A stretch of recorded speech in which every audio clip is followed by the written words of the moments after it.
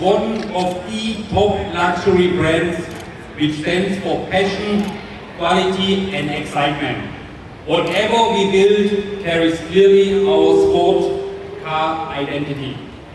Porsche là một trong những thương hiệu đẳng cấp hàng đầu thế giới, biểu tượng cho sự đam mê, chất lượng hàng đầu và nguồn hứng khởi bất tận. Chúng tôi luôn luôn tạo ra những kiệt tác mang triết lý xe thể thao.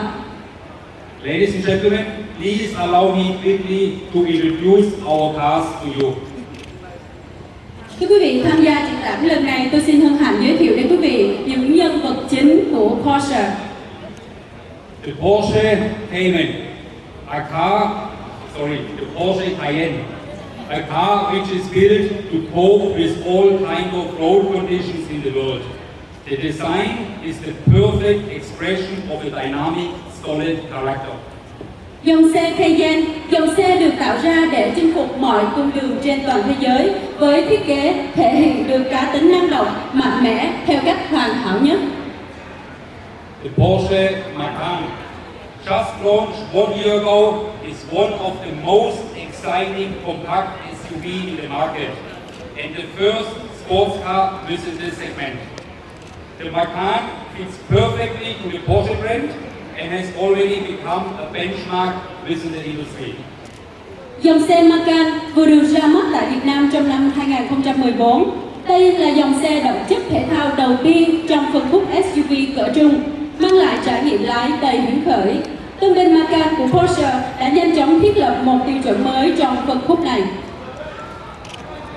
The Porsche Panamera, 4 doors, 4 seats, a sports car experience for 4 people within the luxury premium segment. The Panamera combines a sports character and a limousine into one overall concept, without any contradiction. Dòng xe Panamera 4 cửa, 4 chỗ, một trải nghiệm xe thể thao đẳng cấp và sang trọng dành cho 4 người. Panamera là sự kết hợp giữa tính thể thao và sự tiện nghi, tạo nên một tổng thể hoàn hảo. The Porsche Boxster, with its mid-engine concept and lightweight construction, provides an optimum power-to-weight ratio. A true sports car with an unmistakable design. Dòng xe Boxster dựa trên nguyên lý động cơ đặt giữa với cấu trúc nhẹ thông minh, mang lại tỷ lệ hiệu suất và trọng lượng tối ưu, một bản năng thể thao thuần khiết ẩn trong dáng vẻ không thể nhầm lẫn.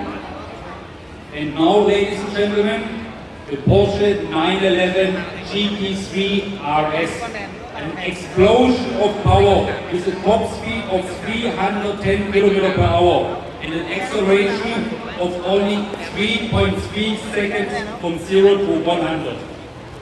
This is the top-of-the-line sport car with an excellent racetrack experience. Và ngay cạnh tôi đây là dòng xe 911 GT3 RS, một sức mạnh đáng kinh ngạc với vận tốc tối đa 310 km/h và thời gian tăng tốc từ 0 đến 100 km chỉ trong vòng 3,3 giây. Đây chính là siêu phẩm xe thể thao hàng đầu, mang lại trải nghiệm đường đua xuất sắc nhất, một sự cam kết cho triết lý xe thể thao thực thụ của Porsche. Ladies and gentlemen, thank you very much for participating in the Vietnam International Motor Show 2015, and please enjoy together with us our show. Thank you.